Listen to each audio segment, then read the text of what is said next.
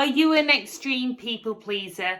That is me. I've come to the realization that literally my anxiety gets triggered by trying to please people, to the point where if I don't give somebody a gift or feed them or whatever, I get really anxious and I'm like, I need to do more. And actually challenging, because I literally will feel it in my gut if I've upset someone, or even if, because I'm an empath, if I know I'm out and about and someone's sad, or if someone looks at me without smiling, I can really get really anxious because I feel like I've upset them, I've not done enough. And the same in lots of different areas. But I know that now I'm looking at the root cause of that. Whilst I can't just naturally stop overnight, I'm never going to stop being a feeder, because I love baking and cooking for people, whether they like it or not, because it's my way. And language of love is gift giving. But with my anxiety, I know to the point that I people please, that it will be triggered if I've done something or I feel like I've not done enough for someone. And that's because I don't feel enough.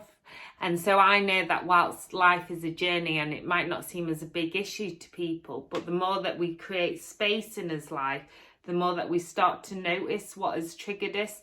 And often when it triggers a behaviour, like the feeling triggers the behaviour, then the behaviour like triggers you desiring something else, or doing something else that's negative, which then feeds into that I've not pleased people, or that you end up overcompensating something that I do, trying to buy stuff for people or make sure everyone's okay. You can quite overcompensate.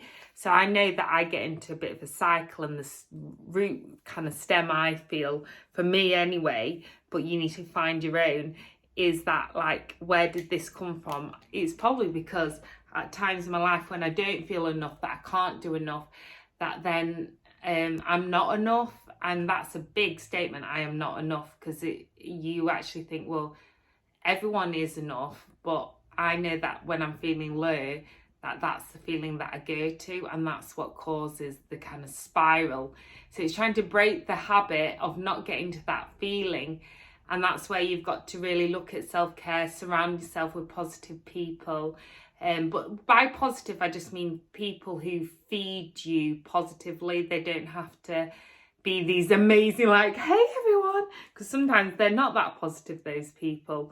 It's actually feeding yourself, consuming yourself with the right podcasts, with the right music, with the right photos, with the right everything. Just looking at your life where you can prevent that feeling from happening.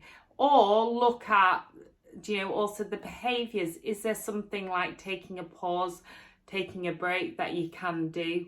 So it's just really important to kind of really start to understand ourselves and notice ourselves and who we are. I'm still on the journey. I'd love you to share if you are too, or what you have found helps. Are you an extreme people pleaser?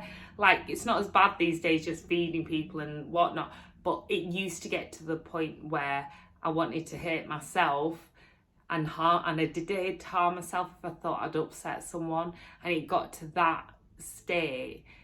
So that's the beauty of resilience and recovery, is that it's just an ongoing journey. But when you reflect back, just look back to see how far you've come, not dwell on the past, but it's about moving forward. Send you so much peace, love, and shimmies.